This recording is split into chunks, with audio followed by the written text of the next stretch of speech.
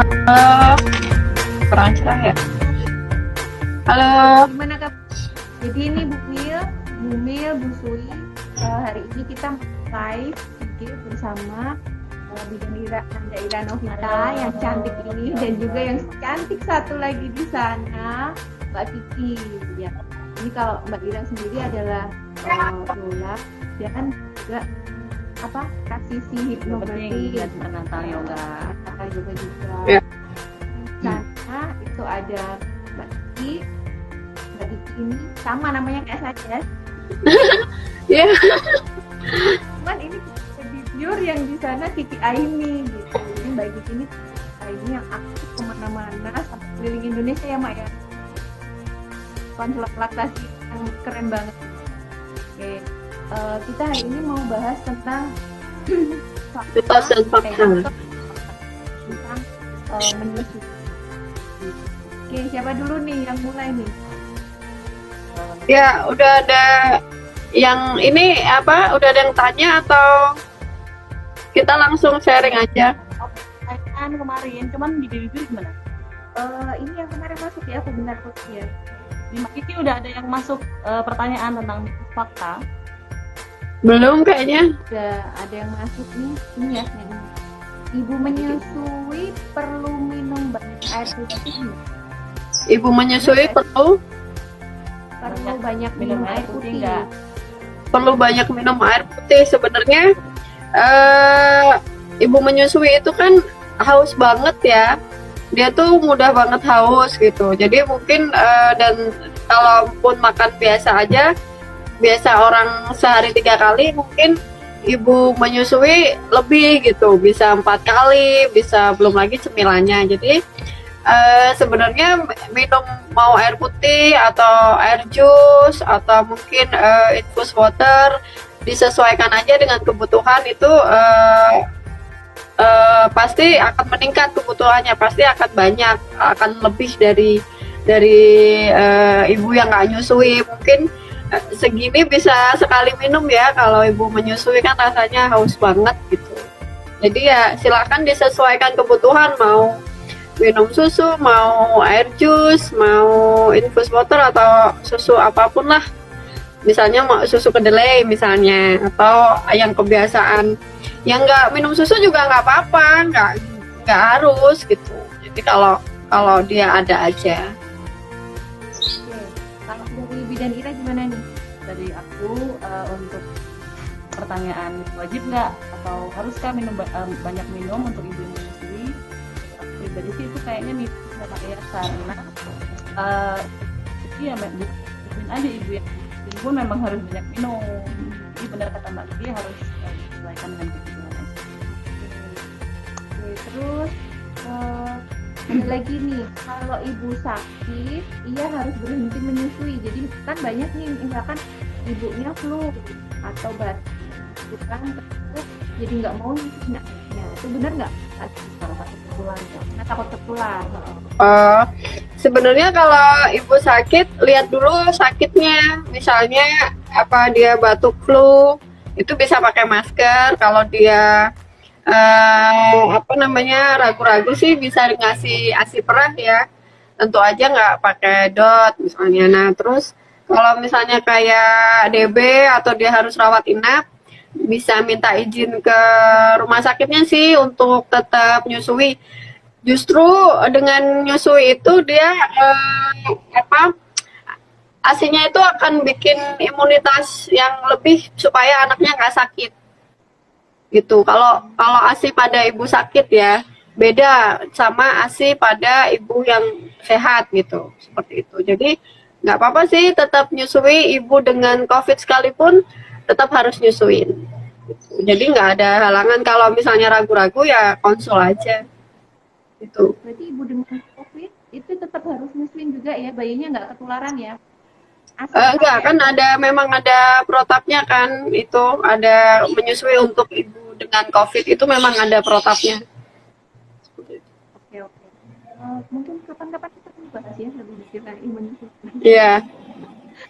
Kita gimana? Kalau dari aku, kalau ibunya sakit lebih baik konsultan dulu ke dokter, kemudian ya boleh konsultasi juga sama konselor. Kalau cuman sakit-sakit biasa ya kayak demam atau panas lah ya, itu nggak apa-apa untuk disusuin karena itu juga bisa menetralkan si panasnya si ibu tadi. Mm-mm. Jadi bisa bukan siapa ya kayak menurunkan fungsi itu. Ada sih penyakit yang bisa menular lewat ASI. Kenapa Mbak? Suaranya jauh. Oke. Kak. Bisa ada nggak sih penyakit yang bisa ditularkan lewat ASI? Penyakit yang ditularkan lewat ASI. Penyakit apa ya? Kalau ibu HIV sekalipun juga tetap bisa nyusuin sih.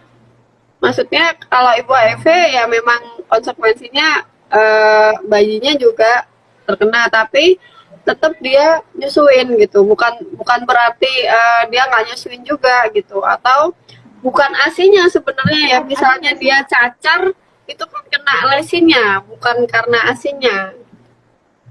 Oh, gitu. Kalau ibu sakit cacar, terus anaknya sakit, disebabkan bukan karena yang dia nular nyusu. lewat ASI itu ada nggak sih? Yang nular lewat asid, nular ASI-nya ASI bikin sakit gitu. Bikin bayinya ketularan, tapi nularinnya lewat ASI. Ini jarang sih ya, karena emang ASI kan udah yang terbaik ya. Kalaupun nular pun begini, saat donor ASI itu kan memang harus tahu kan gimana apa protapnya seperti itu, supaya apa, supaya tahu riwayat kesehatannya, dan yang dikasih ASI perah pun, ASI donor pun juga tahu riwayatnya. Paling itu aja, cuma kayaknya jarang. Oh gitu. Oke, Bidanira gimana? Oke, ASI itu kan isinya antibodi ya. Jadi kalau untuk penularan lewat ASI, aku sih jarang, pengetahuanku sih jarang banget dengar kalau ASI menularkan penyakit. Kalau AIDS gitu? Ya itu harus dikonsultasi sama dokter ya. Dilihat dulu. Oke. Tapi yang harus diketahui ASI itu isinya adalah antibodi. Ya. Jadi intinya kalau bayi minum dari ibu yang sakit itu nggak masalah, berarti dia malah lebih tebal gitu ya? Nah ini juga ada dari Mbak siapa? Ada.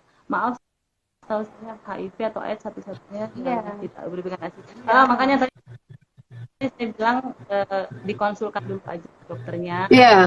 Oke. HIV AIDS nggak boleh ya? Tapi nular dari untuk cairan ASI tubuh. sendiri memang banyak kandungan antibodi. Tapi kalau untuk tadi yang dibahas sama Mbak Gigi, kalau AIDS sama HIV gimana? Ya saya kembalikan lagi konsultasi dulu aja sama dokter. Iya, karena kan kondisinya berbeda. Ada ibu yang ada memang komunitas ibu yang terkena HIV dan dia memperjuangkan menyusui. Saat itu memang pernah dibahas, udah lama sekali, dan memang itu bisa gitu, seperti itu. Tapi memang justru semua harus dikonsultasikan ya kepada ahlinya gitu, nggak bisa lihat YouTube aja gitu. Jadi ya memang harus ngobrol apakah memungkinkan jika kondisinya HIV, kan mungkin ada grade-nya macam-macam ya. Seperti itu. Terus apalagi nih? Ini ada ini. Oke, kita lanjut yang udah masuk dulu aja ya. Ibu tuh boleh kalau ada pertanyaan boleh langsung ketik di situ. Kita yang udah masuk dulu. Bayi yang menyusu itu butuh tambahan vitamin. Bayi yang menyusu itu butuh tambahan vitamin D apa enggak? perlu tambahan vitamin apa? Tadi D. C. D. Oh, vitamin D. Gini, kalau sebenarnya semua vitamin tuh dibutuhin, mau nyusuin, mau enggak, mau kita dewasa, itu semua dibutuhkan gitu. Karena kan itu untuk tumbuh kembang ya, tulang, dan anak-anak kan bergerak. Nah, supaya vitamin D masuk ke tubuh kita kan harus bergerak di bawah sinar matahari gitu. Jadi untuk support, makanya biasanya kalau bayi-bayi itu dijemur gitu, terus udahannya dia mungkin olahraga, spa. Nah seperti itu kan akan membantu penyerapan vitamin D gitu. Tapi kalau udah besar pun sebenarnya semua usia butuh gitu, nggak usah nunggu bayi gitu. Jadi semua usia sih Ya. butuh, ya ibu hamil, ibu menyusui, lansia, dewasa butuh. Jadi memang ini ya, maksudnya semua orang juga butuh vitamin D. Jadi ya bisa dibantu untuk ini dijemur. Dan juga yang ini juga butuh, kita harus makan. Nanti kan vitamin D kan dapat dari makanan ya, dan bahkan bentuknya itu kan masih dalam bentuk provitamin D gitu. Jadi belum bisa dimanfaatkan oleh tubuh. Nah, untuk mengubah vitamin D, mengubah provitamin D itu dari ultraviolet. Jadi makanya kita perlu berjemur, karena kalau nggak berjemur ya udah apa yang kita makan, misalnya kita makan ikan banyak gitu ya, banyak kandungan provitamin D-nya, tapi kok ternyata kita kurang berjemur ya, makanya akhirnya tetap juga kekurangan vitamin D. Ya nutrisi juga tetap. Oke, oke. Lanjut ya. Ya, Nah, Sui nggak boleh minum kopi pagi hari, bener nggak? Enggak ibu lagi ibu menyusui nggak boleh minum kopi. lagi banyak ini ya, apa namanya, promo kopi nih di kafe-kafe. Jadi gimana nih, boleh boleh boleh minum kopi atau enggak? Ya, Sedikit dulu. Dulu. kalau boleh sih boleh ya, asal nggak segalon aja. Nggak apa-apa sih, kalau secangkir, 2 cangkir masih oke ya. Maksudnya itu juga buat ASI booster kan. Jangan sampai ibu menyusui yang udah haus banget, ngeces, terus dia dilarang nggak boleh minum kopi susu yang bertebaran diskonnya, malah bikin ASINya drop. Kalau menurut saya, jadi terus yang kedua diperhatiin bayinya, apakah bayi itu oke. Misalnya kalau aku minum kopi, minum dairy food, aku makan misalnya seafood, nah seperti itu kan dari nyusui udah bisa kelihatan. Saya pikir jarang ya ibu menyusui yang bergelas-gelas gitu kan, enggak kan, paling ya 1 cup 2 sih oke gitu. Oke. Seperti itu, dan diperhatiin perilaku bayi gitu. Jangan terus diskon, wah tiap hari abang Gojek pesan, dikira-kira aja sesuai kebutuhan. Kalau emang nggak apa-apa sih, nggak ya, lain-lain sih boleh, milk tea, Thai tea. Terus kemarin juga sharing sama Ida juga ada kecenderungan sih, misalnya kalau yang tubruk tuh ada ngaruhnya begini, jadi lebih baik yang campuran lah seperti itu. Jadi ya itu bisa bisa disesuaikan aja lah. Dan juga kalau sebelum nyusui itu nggak biasa ngopi, itu memang akan beda gitu. Sama setelah dia saat usia nyusui, saat masa menyusui dia ngopi tiba-tiba, itu juga kan ibu tubuhnya perlu penyesuaian, terus dia nyusui juga gitu. Jadi ya dikira-kira aja, dan sebenarnya ibu nyusui kan lebih banyak butuh istirahat ya, kalau ngopi buat begadang. Ya. Ya. Oke. Mbak Ira, ada nggak ada batasan mungkin kira-kira berapa maksimal? Minum kopi. Oh iya, berapa Sebenarnya kalau kafein kali ya yang ngaruh ke karena itunya. kopi itu kan isinya kafein, jadi batasan maksimal itu jangan 2 liter ya.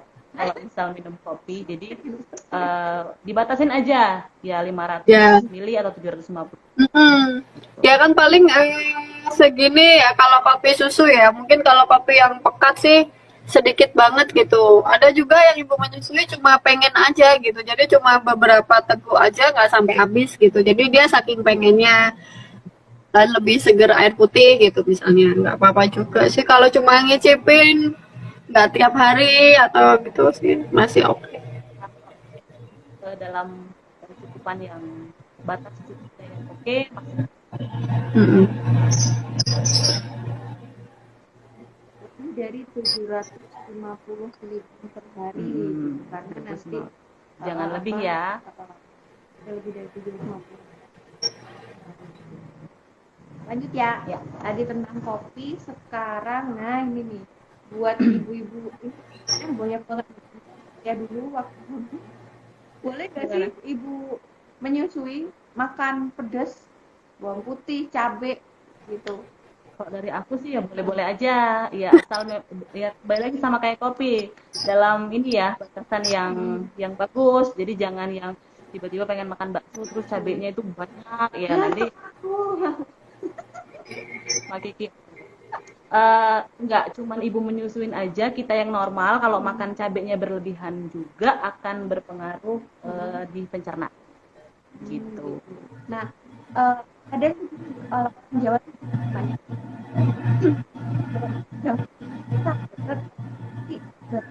tesnya ya. Cabai. Kenapa? Kalau makan cabai? Iya, kalau ibunya, iya beneran. Kalau ibunya makan cabai, makan sambal nanti gajinya selain mencret, nanti katanya itu ada Mencret maksudnya? mencret sama ada biji cabenya. Ada butiran cabenya. Oh, ya itu keluarnya dari mana ya? Maksudnya puting susu kita aja nggak segede butiran cabai gitu.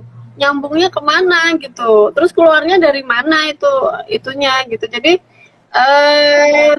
dan kayak pulau-pulau yang biasa pedes ya, misalnya di Sumatera gitu kan, nggak mungkin mereka ibu menyusui puasa pedes gitu.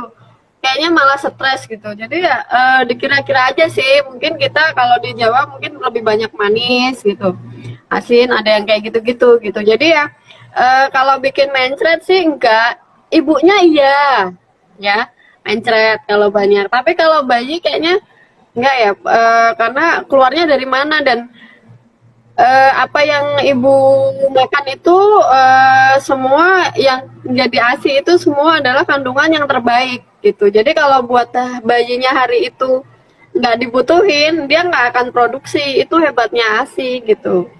Nggak mungkin ibunya makan cabai terus dari tete keluar biji cabai gitu kan. Sayangnya mencret, nggak ada hubungannya gitu. Keluar dari mana kan semua udah dalam bentuk cairan. Kecuali anaknya disuapin.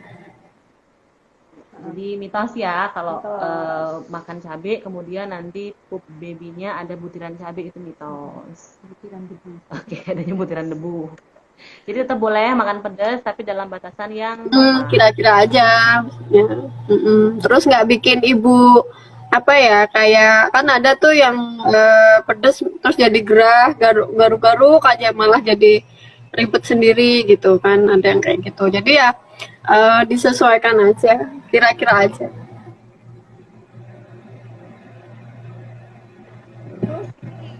Berapa lama lagi? Kami aku ya. Oke, Kak dulu. Menyusui itu memang benar KB alami, tapi kalau seandainya ibu yang sedang habis melahirkan kemudian sedang menyusui tapi sudah masuk di masa haid, ya bisa aja dia hamil. Jadi berarti ketika aku menyusui 2 tahun kemudian haid, artinya tetap aja nggak bisa hamil. Itu mitos. Jadi tetap bisa hamil walaupun dalam keadaan menyusui, tapi ada siklus haidnya.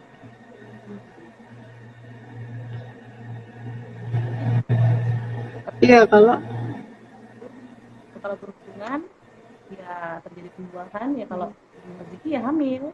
Jadi bukan berarti kita sudah haid kemudian tapi aku menyusui, aku nggak bakal hamil. Mitos, ya bakal hamil kalau berhubungan ketika sudah datang haid. iya. Ya kalau dia belum haid ya karena tidak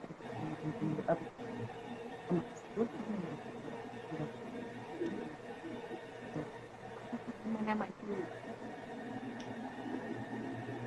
Kalau dari Magi gimana? Ini gimana?